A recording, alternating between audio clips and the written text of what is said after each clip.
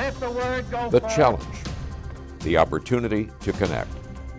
The 1960s, a time of imagination and change, a time of anger and fear. The 1960s, a pioneering program called Challenge. Good evening, ladies and gentlemen. That looked at our connections, our divisions, through the lens of shared values. For something real. 60 years later, we examine our divisions, our connections, our shared pains and successes in a new program called Challenge 2.0. Youth sports are a bigger business than professional baseball, yet the number of boys and girls participating in team sports is declining. It reflects the rising cost of participating in youth sports, the hostility of parents seeking advantages for their children, and the focus on competitive success at even early ages. In this week's edition of Challenge 2.0, we talk with a veteran Seattle sportscaster and athlete about these problems, why they should concern all of us, and some potential solutions.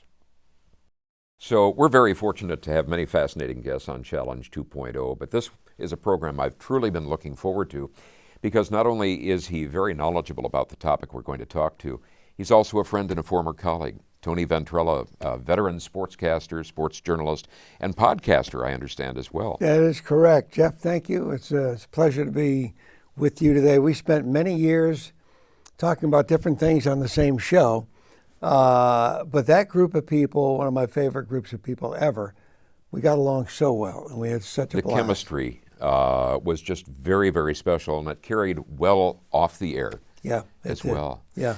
Tony, I've got to ask you, you went into sportscasting, and I know that wasn't your first career, but tell us a little bit about your early exposure in youth sports and what influence that had on you, both in terms of your career choice, but also becoming the person that you became. I grew up in the 50s, and there's a movie called Sandlot that a lot of folks are familiar with, in which a bunch of mostly boys play ball on an old field with the same ball they use every day. And they lose the ball over the fence, and there's this mean dog, and they can't get the ball. It's a great story. But anyway, the point is that reminds me of my childhood because we played on a vacant lot. We lost the ball one day down a gopher hole. It took 6 months to find it because, I mean, obviously we had another ball that we got, but later during the winter we went back and there's the ball. Went down the hole. We reached down and got the ball. So but in those days it was not organized. Yeah. It was, you were lucky to have 6 guys, 3-on-3, and it was just different. It was more innocent than you made up you were either Mickey Mantle or whoever you were, and you tried to, look like them at the plate and all that. So I grew up doing that. I did not play a lot of organized sports. My dad was a barber at a barber shop in Norwalk, Connecticut, and at 14, he took me aside and he said, "Now, Tony," he called me Anthony in those days. "Anthony, I know you want to be this and that, and you're a ball player and a sportscaster, but I have a trade. It's all I know. I want you to learn the trade first, and then you do whatever you want. So starting tonight, here's a comb. You're left-handed, which is unfortunate, but you'll get over it. Back in the day, you comb down and cut up against the wall of the garage for 30 minutes a day. So I want you to coordinate the scissors and the comb." So that I literally would comb down. There's nobody there. It's by myself, This is like Karate Kid with wax on, wax It's off. the same thing. It's Yeah. and then finally, I have a bunch of Italian cousins back in those days, and they'd come over on a weekend, and my dad would train me on my cousins. And eventually, 2, 3, 4, 5 months, I got pretty good. Right. But I learned that trade and gave me a ton of confidence.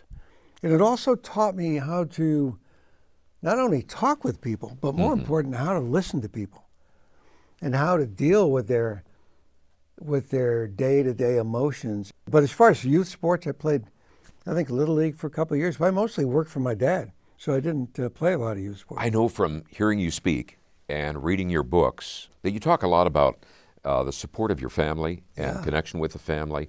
Talk about that a little bit, because that's something that's either there or absent in a lot of parental involvement with youth sports. Well, the thing that I didn't realize is when I was born in the 40s, I was born 12 days after D-Day, by the way. But anyway, it had nothing to do with D-Day. I probably would have gone if I was older. But anyway, long story short, My mom had 5 children. My brother was born first, my sister Joan, and she died as an infant at 3 months. Now, I didn't know Joan, obviously. Then my sister, my sister Mary Jane, and then I was born. And then my sister Bunny, and she had cystic fibrosis. So my sister Bunny lived to be 10, and she passed when I was 11. So I learned early on. My parents had a tough time. I mean, you lose not 1 but 2 children. Right. I saw them go through the misery, of paying the hospital bills. There was no such thing as, insurance in them. My dad had a barbershop, paid his own insurance. And when they went through that difficult time in the late 50s, I saw them, they would argue and fight because it was a traumatic time for them. But they would always get back together. And I saw them stick together and love the rest of us and mourn the loss of my sister. And I saw that strength. And I thought to myself, this is amazing. I mean, at the time, I didn't think that, but later I did. Right. And I think that's where the foundation comes from. And the empathy for others comes from that. And those were my heroes, my mother and father. And that requires time to spend with each other. Yeah.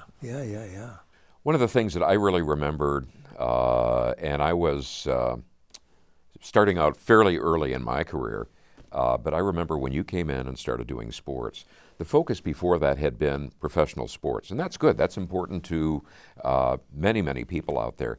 But you changed that focus, or broadened it, I guess would be a better way of putting it, to say, let's also look at youth sports, and not just who's doing really well, who might have a possible future as a professional, but also look at the heart stories, what's going on in here and how they're changing. What made you do that, and what do you think is the message in that for where we're at in terms of our orientation toward youth sports today? Well, I think, first of all, my first job in broadcasting or in the media was a newspaper. My little barber shop that I opened after I left my dad's shop was in Wilton, Connecticut. Right across the street was the Wilton Bulletin newspaper. So I used to go to high school games after I graduated just to see the games. And I'm sitting there, and a friend of mine who's the editor for the sports editor for the Bulletin comes over and shakes my hand. He goes, "Hey, wish me luck. I just got drafted. I'm going into the Army." So I said, "Steve, good luck to you.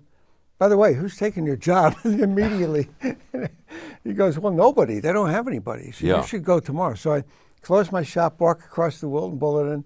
The old curmudgeon editor, Dave Gerhardt, sitting at his typewriter with a pipe. "Yeah, can I help you?" "Yes, I'd like to apply for Steve's job." "Can you write?" Didn't even look up at me. Right? "Yes, I can. Have you ever covered sports before?" "Yes, I have." "Okay, go to the game tomorrow night, Tuesday, Newtown against Wilton. Bring me a report. Write the thing." And so anyway, I did that for 3 weeks. I wrote the copy on the old Royal typewriter. He would check it. This isn't too bad, not too bad. Finally, after about a month, he hired me. Yeah. So my job in those days, you had to cover high school sports, Little League, the bowling leagues. So that's where I learned. And the people that read the articles also came into my shop. So I would see the joy in their eyes. Right. "Oh, thank you for writing about my daughter, who's an equestrian," or whatever. And that's where I learned that. So when I went into radio and then later television in Indiana, the first thing, plus Fort Wayne, Indiana, there were no professional teams. It was all about Hoosier Hysteria, basketball. First thing I did was I got the rest of these guys are covering basketball. I'm going to do a feature on all the football teams, high school football. I would do whatever they weren't doing.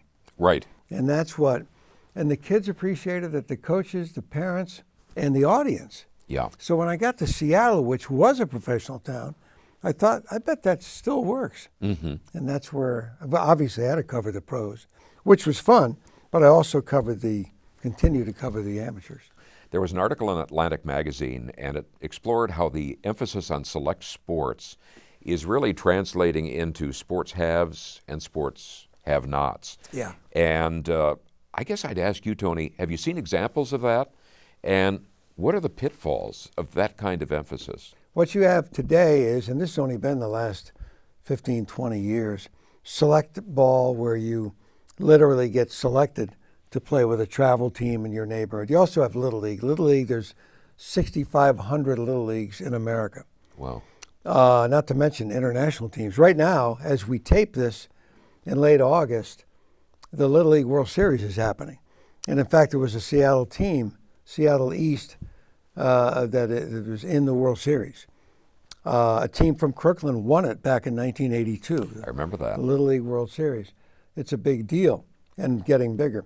But with select sports, I made a list, and I'm not going to go exact on this, but the difference between letting your kid play in a sandlot situation, as we did, with a glove that you were lucky if it was new and it might have been secondhand. The difference today is I listed the most expensive down to the least expensive sport for parents and kids. Ice hockey is the most expensive. It is estimated that it costs you about $2,500 a year to have your kid play ice hockey. Because you got the equipment, the cost of the ice, maybe the travel if you're pretty good. And it goes all the way down to track and field being the least expensive. And also one of the most beneficial. I love running. Yeah. Track and field. Baseball is right up there with the expensive sports. You know, a glove, a bat, and now you got to have 3 bats. You can't just have one. Yeah, and they're very expensive. So it goes ice hockey, field hockey, gymnastics, lacrosse, tennis, and they get less expensive. Baseball estimated about $650 a year for one kid to play baseball. What if you're from a income challenged family? Right. Which is one of the reasons some of the inner cities around America have not produced players of color in the last several years. For the first time in history, the World Series last year, there was not one single American-born person of color in the series. There are obviously players from Venezuela and the Dominican and Puerto Rico, some of the great players coming from there. And as a result of that, the Commissioner of Baseball has hired Ken Griffey Jr. to look into growing the sports in the inner cities, so that some of the African American kids and the Native kids, Latino kids, can play baseball, maybe be helped financially, and can rise up to become the Jackie Robinsons of today, the Larry Dobies, or the Ken Griffey Juniors. Yeah. So yeah, there is a huge discrepancy between the people with money and the people who don't have as much money. It's always been the case. As you spend more money on your kid to play sports, the pressure becomes more on the parent and the kid. You want him to play more. You want him or her to be a star, to succeed. Ooh, maybe get a college scholarship.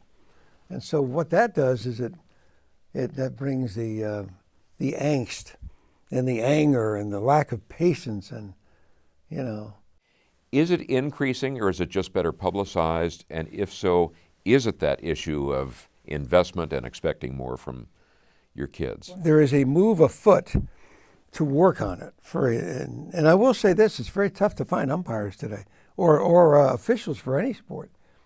My son coaches his daughters, my granddaughters, in basketball. They're 8 and 13.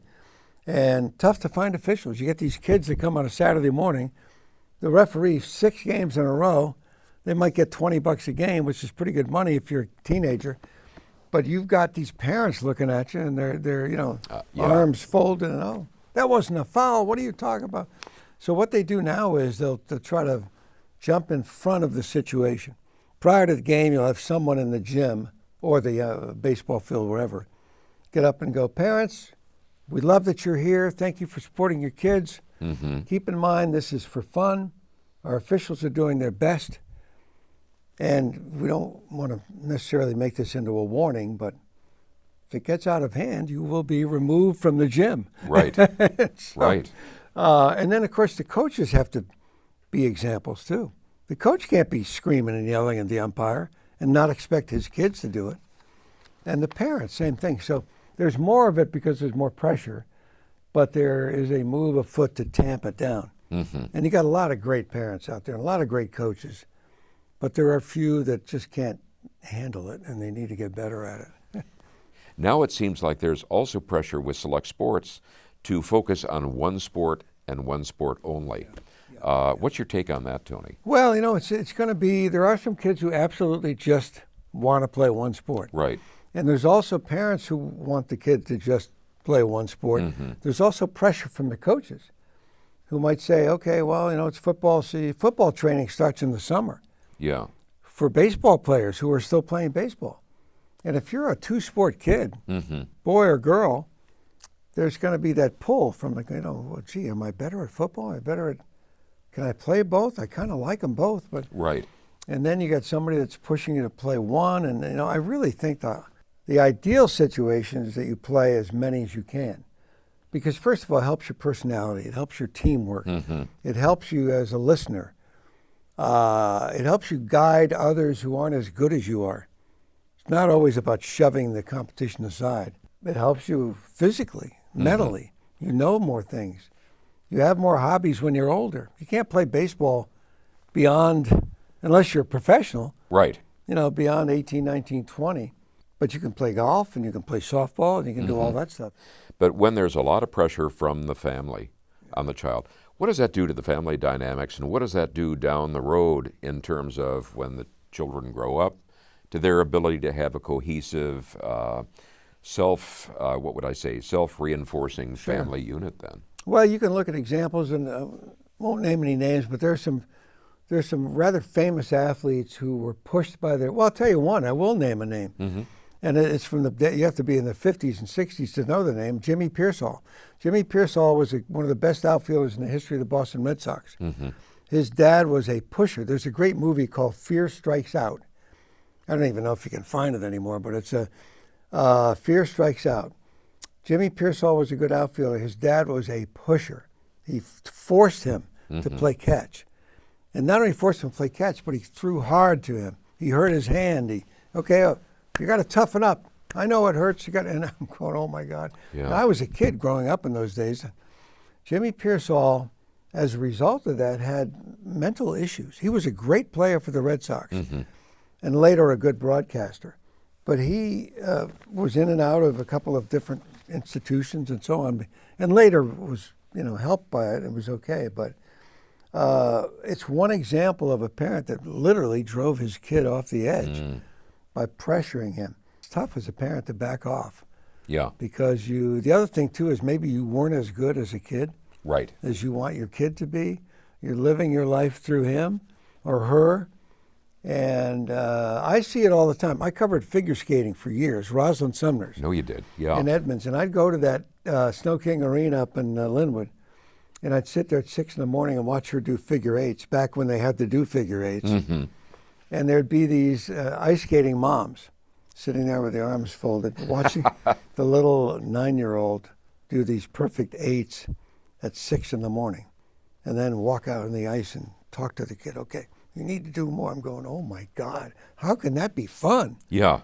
And yet some of them became champions, including Rosalind. And some of them later decided, I'm never going to skate again. But then you got Christy Yamaguchi and Michelle Kwan and all these great skaters, Lipinski, but they all went through that. And I guess look at gymnastics, Yeah. the same thing. Well, we've been hearing High from pressure. women's gymnastics. Yeah. Any words of wisdom that you'd offer to parents that might be watching or listening to this in terms of if they're tempted to go that direction? Love your kids. Obviously, you love your kids, but listen to them, and because kids have a lot of other issues today, with the social media and all that sort of stuff, and just listen. Love your kid. Listen to your kid, and don't let them do everything. That's the other thing. Try to hold them back, discipline them a little bit, but look for the joy in their eyes and what do they really love to do. Because, let's face it, you got some kids, plenty of boys I knew, for example, didn't want to play baseball. They wanted to run track, And in those days, that wasn't a very exciting sport. So that's all. I would say look for the joy in their eyes, and if you don't see it, then maybe they need to go another direction, When you look at the hyper-competitive approach that you were just talking about, Tony, and when you talk about the sports haves and the have-nots of select sports, and with maybe a goal of getting access to better college scholarships, that suggests that maybe that difference that's already tamping down participation in poorer neighborhoods is also going to just widen the gulf of separation Yeah. between aspects of society. Do you see that as a realistic problem? Well, yes, yeah. You can't. I mean, some kids need more opportunities, and thank goodness, because of Major League Baseball, because of a lot of nonprofits who are doing this sort of thing, who are creating these opportunities in the inner cities. It is beginning to happen. So kids are getting more opportunities. People are listening more. There's a lot of good out there.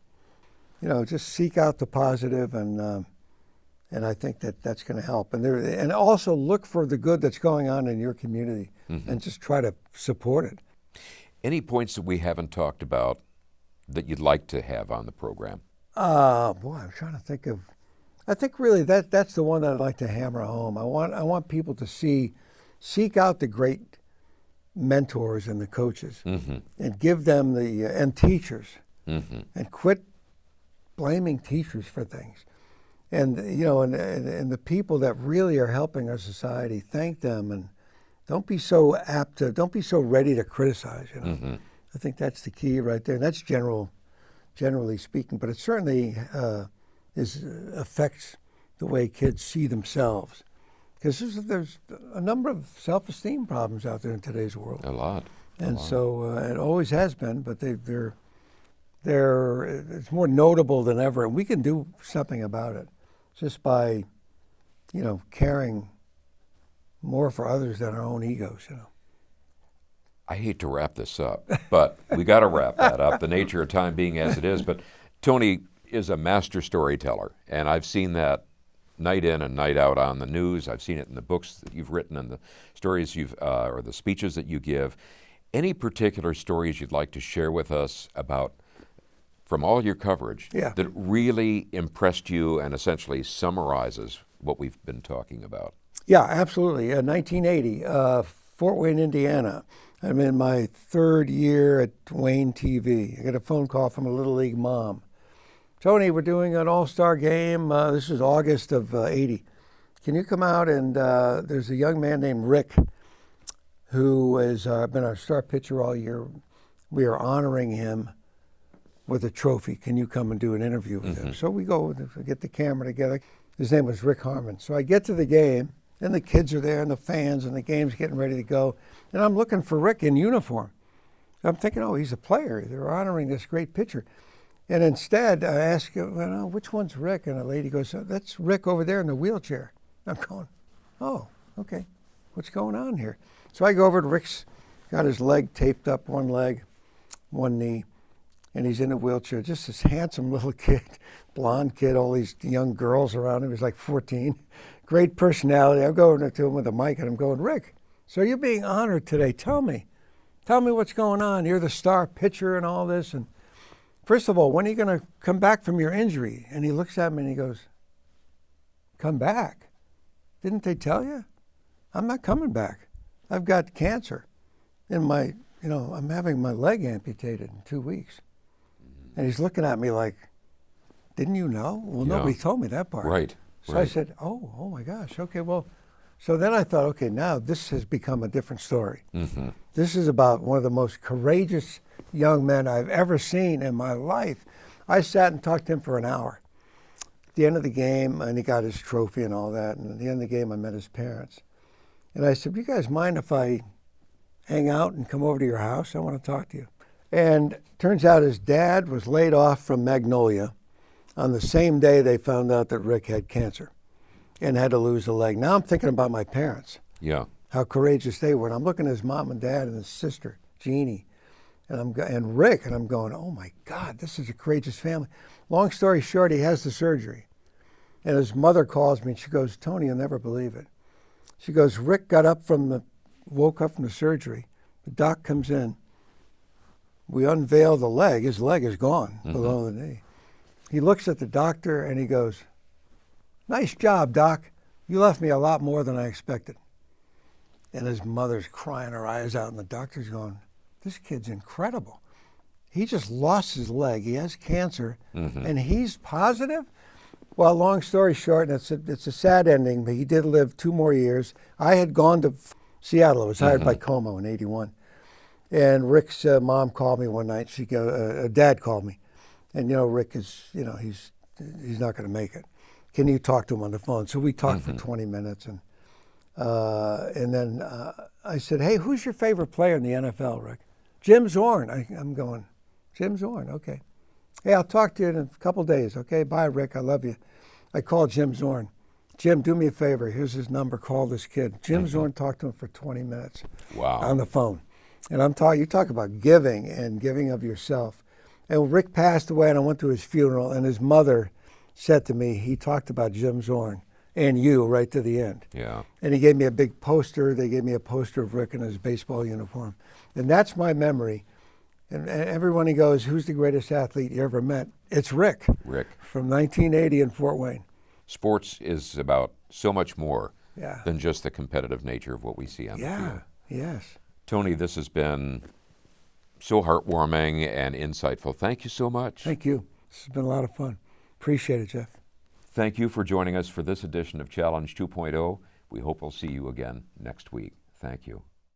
If you've enjoyed this program, found our conversations to be informative, entertaining, and thought-provoking, and the vision inspiring of people from different backgrounds who can disagree without being disagreeable, perhaps you might consider supporting our program with a contribution. Your support will not only help our program continue, it will also support the broader efforts of Paths to Understanding, our supporting parent nonprofit organization.